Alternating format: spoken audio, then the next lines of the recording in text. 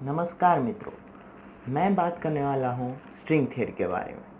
String theory को समझने से पहले हमें यह समझना चाहिए कि पार्टिकल्स किस प्रकार के होते हैं। पार्टिकल्स दो प्रकार के होते हैं, फर्मियंस और बोसॉन्स। फर्मियंस मैटर बनाते हैं और बोसॉन्स फोर्सेस। फोर्सेस चार प्रकार की होती है। वो है strong nuclear force, weak nuclear force, electromagnetic force और ग्रेविटेशनल फोर्स। एटॉमिक लेवल पर इन चारों फोर्सेस के कैरियर का काम चार पार्टिकल्स करते हैं, जैसे कि इलेक्ट्रोमैग्नेटिक फोर्स के लिए फोटॉन्स, वीक न्यूक्लियर फोर्स के लिए WZ bosons, strong nuclear force के लिए ग्लूऑन्स और ग्रेविटेशनल फोर्स के लिए ग्रेविटॉन। ग्रेविटॉन जो है वो एक हाइपोथेटिकल पार्टिकल है, मतलब कि आज तक साइंटिस्ट माइक्रोस्कोपिक लेवल पर ग्रेविटी नहीं देख पाए हैं, पर साइंटिस्ट ने ये प्रिडिक्ट किया है कि हमें आगे भविष्य में कभी ग्रेविटॉन नामक एक पार्टिकल मिलेगा जो क्वांटम ग्रेविटी को डिफाइन करता हो, मतलब कि माइक्रोस्कोपिक लेवल पर और एटॉमिक लेवल पर ग्रेविटी का एक पार्टिकल हमें कभी ना कभी मिलेगा। तो इन चारों पार्टिकल्स में से तीन पार्टिकल्स ऐसे हैं जो एटॉमिक लेवल पर और सेलेस्टियल बॉडीज़ पर अच्छे से काम करते हैं, पर एक पार्टिकल ऐसा है जो इन सब चीज़ों में फिट नहीं बैठता है, वो है ग्रेविटेशनल फोर्स। जैसे कि मैंने आपको बताया, ग्रेविटेशनल फोर्स आज तक हमें एटॉमिक लेवल पर नहीं दिखी है ग्रेविटॉन के रूप में। तो अगर कोई एक ऐसी थियरी हमें मिल जाए जो एटॉमिक लेवल पर हमें ग्रेविटॉन नामक पार्टिकल दे दे, तो वो थियरी हमारे लिए थियरी ऑफ एवरीथिंग बन जाएगी। और स्ट्रिंग थियरी ने यहीं से अपना जन्म लिया। स्ट्रिंग थियरी एटॉमिक लेवल पर ग्रेविटॉन पार्टिकल को प्रिडिक्ट करती है और स्ट्रिंग थियरी के मुताबिक हमारे ब्रह्मांड में सबसे बेसिक और सबसे फंडामेंटल पार्टिकल स्ट्रिंग्स के रूप में है, और यह स्ट्रिंग्स अलग अलग फ्रीक्वेंसी पे वाइब्रेट होती है। मतलब कि आप में और आपके फ़ोन में बस इतना ही अंतर है कि उस फ़ोन की स्ट्रिंग्स अलग फ्रीक्वेंसी पे वाइब्रेट हो रही है और आप में अलग फ्रीक्वेंसी पर। मतलब कि जब भी यह स्ट्रिंग्स अलग अलग फ्रीक्वेंसी पे वाइब्रेट होती है, ये अलग अलग मैटर बनाती है। यह स्ट्रिंग्स जो है ये सबसे बेसिक, सबसे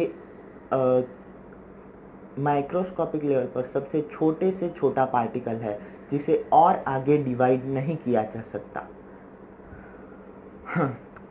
तो यह थियरी कुछ और क्वेरीज के साथ भी आती है जो मैं आपके सामने रखना चाहूँगा।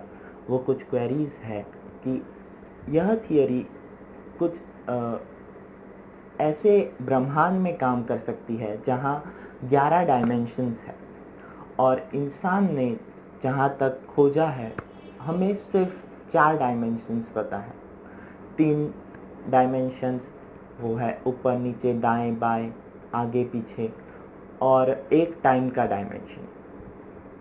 तो बाकी बचे 6 डायमेंशंस कहाँ हैं वो हमें नहीं पता है, क्योंकि इंसान उन्हें देख ही नहीं पाते।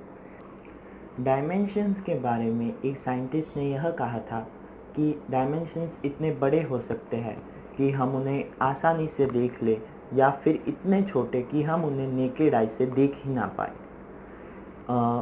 ये हो गई डायमेंशंस की बात। स्ट्रिंग थियरी और एक पार्टिकल के बारे में बात करती है जो है टैक्यॉन, जो लाइट की स्पीड से भी ज़्यादा स्पीड पर ट्रैवल करता है, ऐसा स्ट्रिंग थियरी का मैथ्स बताता है। पर साइंटिस्ट यह बात मान ही नहीं सकते कि कोई भी चीज़ लाइट की स्पीड से ज़्यादा स्पीड पर ट्रैवल कर सकती है। स्ट्रिंग थियरी बिग बैंग से पहले की बात भी करती है। मतलब कि स्ट्रिंग थियरी यह कहती है कि बिग बैंग से पहले 2 सेगमेंट्स थे जो एक दूसरे के साथ टकराए और बिग बैंग हुआ। मतलब कि बिग बैंग भविष्य में भी हो सकता है, दूसरी बार तीसरी बार, स्ट्रिंग थियरी के मुताबिक। तो यह बात स्ट्रिंग थियरी की होती है। मेरे पास जितना भी नॉलेज था स्ट्रिंग थियरी के बारे में वो मैंने आपके साथ शेयर किया है। स्ट्रिंग थियरी एक ऐसी थियरी है जिसके अंदर आप जाएंगे तो आप उसमें डूब जाएंगे, मतलब कि आप बहुत ही ज़्यादा इंस्पायर्ड हो जाएंगे इसको और जानने के लिए। और इस वीडियो के माध्यम से मैंने सिर्फ आपको स्ट्रिंग थियरी नामक एक समुंदर के तट पर लाके रोका है। इस समुंदर में आपको और आगे जाना है या नहीं ये आपके ऊपर निर्भर करता है।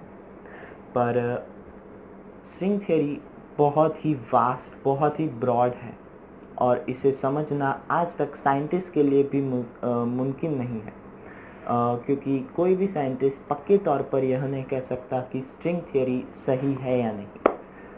तो ऐसे ही वीडियोस मैं और लाता रहूँगा। तब तक के लिए बस, पीस।